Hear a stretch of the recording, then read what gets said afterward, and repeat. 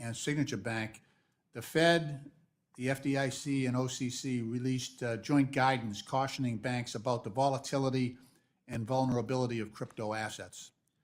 The everyday American was largely insulated from the fallout of these bank failures, likely because crypto companies, likely because of the risk management systems and heightened capital reserve requirements to insulate most banks, and crypto companies had limited access to the banking sector. I have deep concerns about opening the floodgates for non-bank companies to our payment systems or for Fed accounts. Additionally, allowing crypto companies free rein could put pensions, retirement accounts, and other typically safe investment accounts at risk.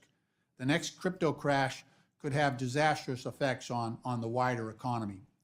Mr. Massad, what additional risks should this committee consider as it crafts legislation to protect our broader economy and our traditional finance system from the volatility and instability of crypto assets? What safeguards would you recommend, especially with regard to the volatility of crypto to perhaps take down the entire financial industry?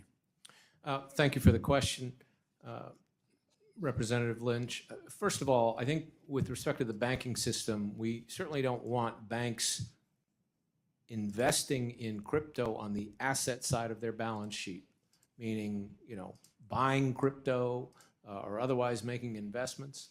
I think with respect to other issues like services that are for a fee, like custody or payroll services, I think assuming that we put in a good comprehensive framework on stablecoin issuers so they manage their risks, and on crypto trading platforms so they manage their risks, I think those kinds of banking services, can be done. And having a firewall between the crypto side and traditional. Absolutely. And we need to address affiliations and so forth.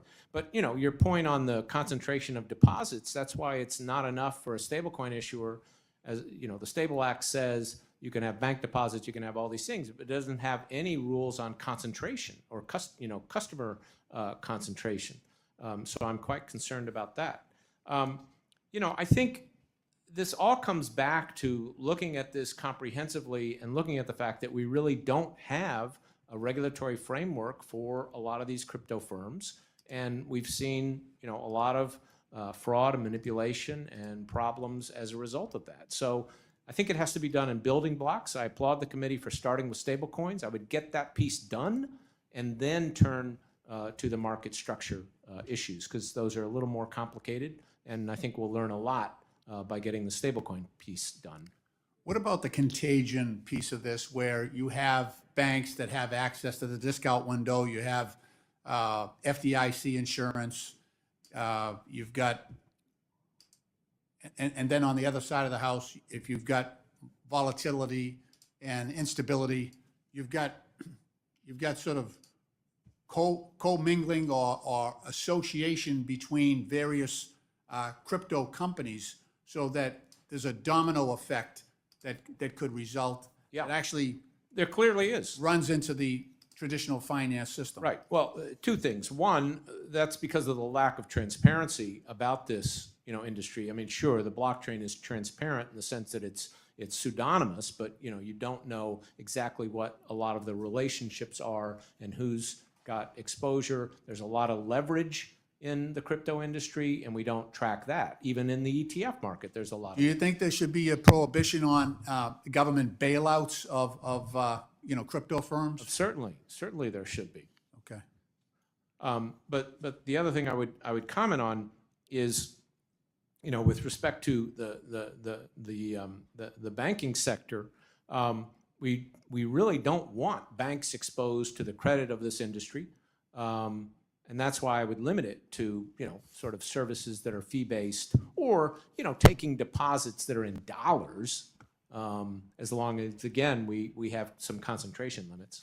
Thank you, Mr. Chairman. I yield back. Gentleman yields back. The gentleman from Michigan, Mr. Huizenga, is recognized for 5 minutes.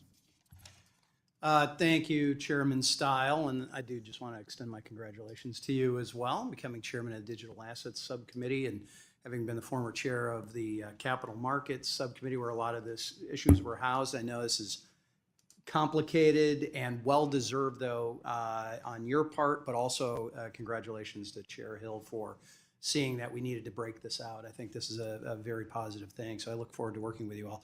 Mr. Garrison, Mr. Yahim, let me start with you.